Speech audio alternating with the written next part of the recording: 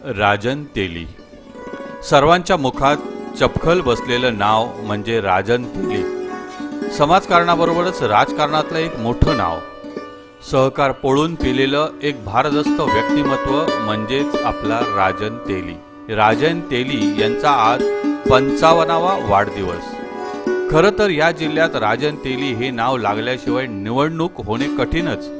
अर्थात या स्थितीपर्यंत येण्यासाठी अपार कष्ट, मेहनत आणि संघर्ष करूनच राजन तेली यांनी हे स्थान निर्माण केलंय. राजन खरं तर कुडाळमधील घोडगे गावचे. शिक्षणासाठी ते कणकवलीत मामा आळवेंकडे आले आणि कणकवलीचेच होऊन बसले. महाविद्यालयीन शिक्षण घेतानाच त्यांची पावले राजकारणाकडे वळली. इथेच त्यांची लीडरशिप डेव्हलप झाली.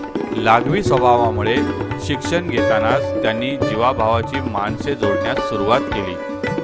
कणकवलीत संघर्षाच्या काळात सचिन शॉपिंग सेंटर पासून सुरुवात करून आज राजन तेली एक बडे उद्योजक बनले आहेत. 1983 साली राजन तेली शिवसेनेच्या माध्यमातून खऱ्या अर्थाने राजकारणात सक्रिय झाले. तत्पूर्वी समाजवादी जनता दलाच्या कार्यक्रमात कधी कधी नजरेस पडायचे. शिवसेनेचे तालुका प्रमुख वावरताना त्यांनी या पदाकडे सर्वांचे लक्ष वेधून घेतले. फक्त कणकवलीच नाही तर वैभववाडी, मालवण, देवगड या तालुक्यांमध्येही त्यांनी अगदी कुशलतेने संघटना बांधली. 1985 साली नारायण राणे यांच्याशी त्यांचा संबंध आला आणि राणेंचा जवळचा विश्वासू सहकारी म्हणून त्यांची ओळख अगदी काल परवापर्यंत कायम होती. संघटनेच्या माध्यमातून तेली यांनी संपूर्ण जिल्हा पालथा घालून पक्ष बांधणीस बळ दिले.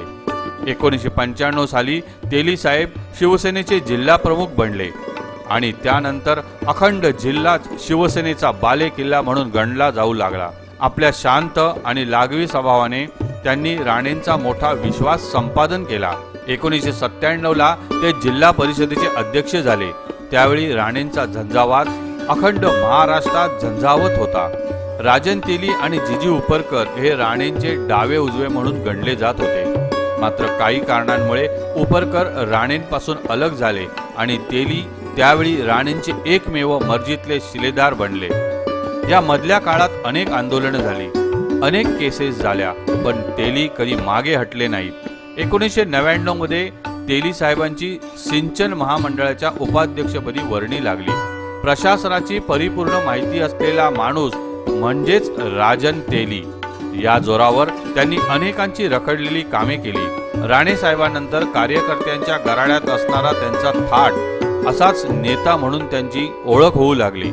आपल्या मुत्सद्दी राजकारणाच्या जोरावर तेलींनी अनेक अशक्यप्राय गोष्टी घडवून आणल्या. खरं तर त्यावेळेला राणेंचा ब्रेन म्हणून त्यांची एक विशेष ओळख होती. राणेंबरोबर तेलींनीही काँग्रेसचा हात धरला. काँग्रेस पक्षाकडून 2006 विधान परिषदेत तेली निवडून आले आणि आमदार झाले. राणेंबरोबर राज्यातले अनेक दिग्गज काँग्रेसमध्ये आले, परंतु राणेंनी तेलींनाच विधान परिषदेची उमेदवारी मिळवून दिली. अर्थात तेली त्यावेळी राणेंचे अतिशय जवळचे सहकारी असले तरी त्यांची ती पात्रता सुद्धा होती. त्यानंतर ते जिल्हा बँकेचे अध्यक्षही झाले. अध्यक्ष म्हणून त्यांनी बँकेला पूर्ण वेळ देत बँक नावारूपास आणली. काही उद्भवलेल्या वादळांमुळे तेलींना राणेंचा हात सोडून भाजपात प्रवेश करावा लागला. तो निवडणुकीचा काळ होता. राजन तेली हे पक्षात प्रवेश करून दुसऱ्याच दिवशी अधिकृत तिकीट मिळवणारे एकमेव असतील. दुर्दैवाने कालावधी मिळाला नसल्यामुळे निवडणुकीत त्यांना पराभव स्वीकारावा लागला. पण पराभव आला म्हणून निराश होतील तर ते राजन तेली कसले. अधिक जोमाने काम करत त्यांनी भाजप संघटनेसाठी वेळ देण्यास सुरुवात केली आहे. आज जिल्ह्यातील पक्षाचे प्रमुख नेते म्हणून त्यांच्याकडे पाहिले जाते. भाजपचे कार्यकर्ते ही तेलींच्या नेतृत्वाखाली काम करण्यात उत्सुक आहेत. अर्थात तेलींच्या कामाची पद्धत साऱ्या जिल्ह्याला माहीत आहे. त्यामुळे येणाऱ्या दिवसात भाजप जिल्ह्यात वाढलेला दिसला तर नवल नाही.